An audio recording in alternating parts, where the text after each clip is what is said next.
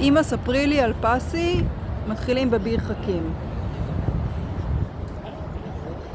הנה, הרכבת נוסעת על ביר חכים על הגשר. כן. רואה? איפה? למה אני לא רואה אותו במצלמה? הנה, הרכבת נוסעת על ביר חכים. הנה אני היא. לא רואה אותו. אני רואה את הרכבת על ביר חכים. אז תצלמי אותה בשביל שקד. סבבה. עוברת את ביר חכים.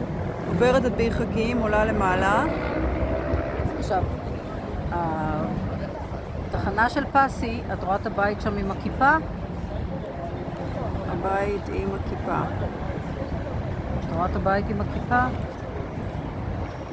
כן, כן, אוקיי. כן, בטח, עכשיו זה הנה זה מעבר זה. עם המדרגות שעולים לפסי. נכון, זה המעבר עם המדרגות. של דודה רות, גשר ימינה, זה הבית או עם המרפסות הלבנות, או אחד אחריו. זה אחד מהשניים שהכי קרובים אחד מהשלושה, הוא לא הראשון.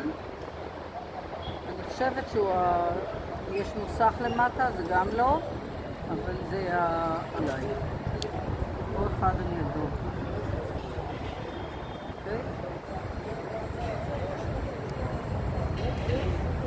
מדהים.